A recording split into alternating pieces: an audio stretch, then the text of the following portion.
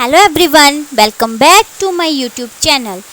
आज मैं आप सबके साथ उस महान योद्धा के बारे में डिस्कस करूंगी जिनके बारे में हमारे माननीय प्रधानमंत्री जी ने एक स्पीच में डिस्कस किया था।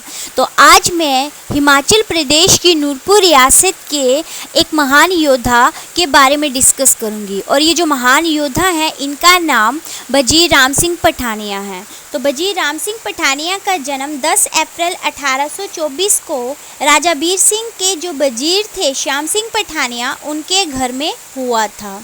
और जो वजीर राम सिंह पठानिया है उनका नाम आज भी हमारे इतिहास में स्वर्ण अक्षरों में लिखा गया है। राम सिंह पठानिया का ये जो अंग्रेज़ों के खिलाफ विद्रोह है, इसका जो मेन कारण है वो प्रथम आंग्ल सिख युद्ध को माना गया है। ऐसा माना गया है कि इस युद्ध में अंग्रेज़ों और सिखों के बीच में एक संधि हुई थी और जिसके हस्ताक्षर जो है वो लाहौर में किए गए थे। और इस संधि में ये फाइनल हुआ था कि जो ब्यास और जो सतलुज के बीच के क्षेत्र हैं वो ब्रिटिशर्स को दे दिए गए। अब इस समय क्या हुआ कि जो नूरपुर के राजा थे, राजा वीर सिंह, उनकी मृत्यु हो गई। अब अंग्रेज़ों ने अपनी कूटनीति यहाँ पे भी स्टार्ट कर दी, क्योंकि जब राजा वीर सिंह की मृत्यु हुई तब उनके जो उत्तराधिकारी थे जसवंत सिंह, वो मात्र 10 साल के थे। तो अंग्रेज़ों ने 5000 रुपये के बदले में जो है जसवंत सिंह के सारे अधिकार छीन लिए। तो अब क्या था कि अब जो राजा जसवंत सिंह के अधिकार छीनने पर राम सिंह पठानिया चुप बैठने वाले नहीं थे। तो उन्होंने क्या किया कि कटोच राजपूतों के साथ गठबंधन करके एक छोटी सी सेना तैयार की, जिन्होंने अंग्रेज़ों के साथ संघर्ष किया, लड़ाई की। लेकिन ये सेना अंग्रेज़ों के आगे इतनी टिक नहीं पाई। लेकिन राम सिंह पठानिया ने कभी हार नहीं मानी। अब उनका जो दूसरा स्ट्रगल था, दूसरी जो लड़ाई थी, वो शाहपुर कंडी से स्टार्ट हुई। ऐसा माना जाता है कि 14 अगस्त 1848 की रात को राम सिंह पठानिया ने शाहपुर कंडी के किले पर आक्रमण कर दिया और वहाँ पे मौजूद सारी की सारी ब्रिटिश सेना उनके डर से भाग गई। और इस तरह से राम सिंह पठानिया ने अगले दिन वहाँ पे अपनी रियासत का परचम लहरा दिया। लेकिन अंग्रेज़ों को ये हार मंजूर ना थी और उन्होंने और ज़्यादा सैनिकों को वहाँ पे भेजा और राम सिंह पठानिया को पकड़ने की कोशिश करी।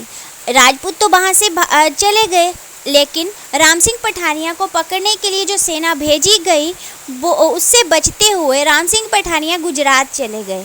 और जब वो गुजरात से वापस आए, तब वापस आने पर जो सिख रियासत के एक राजा शेर सिंह थे, उन्होंने भी उनकी सहायता की। राम सिंह पठानिया ने फिर से लड़ाई की और जब फिर से लड़ाई की वो बहुत बड़ा नरसंहार था। उसमें बहुत ज़्यादा जो है जान माल की हानि हुई। और इसमें जो राम सिंह पठानिया की तलवार से जॉन पील मारा गया। अब ये जॉन पील कौन था?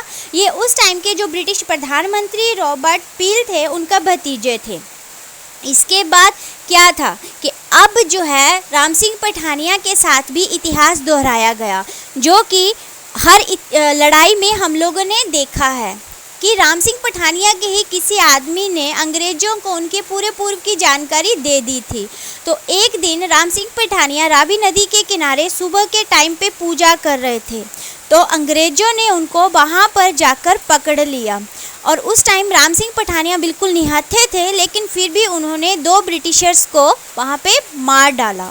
इसके बाद राम सिंह पठानिया को कई दिन तक कांगड़ा किले में रखा गया। उनको कई बार वेल्थ ऑफर की गई कि वो जो है अंग्रेज़ों के अधीन हो जाएं, लेकिन राम सिंह पठानिया को अंग्रेज़ों की अधीनता मंजूर नहीं थी।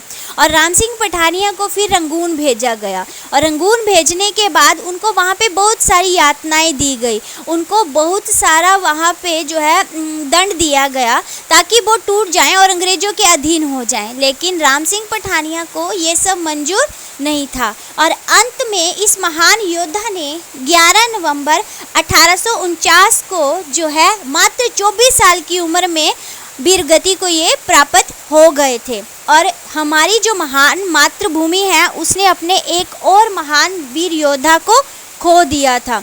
और इसी तरह से कई फ्रीडम फाइटर्स ने मिलकर जो है हमें ये इंडिपेंडेंस दिलवाई है। तो हमें उन सब की रिस्पेक्ट करनी चाहिए और उनकी ये जो स्ट्रगल है उसको हमें नहीं भूलना चाहिए। अगर आप सबको मेरी वीडियो अच्छी लगी हो, आप सबसे रिक्वेस्ट है इसको लाइक करें, शेयर करें और सब्सक्राइब करें। Thanks to all, happy learning.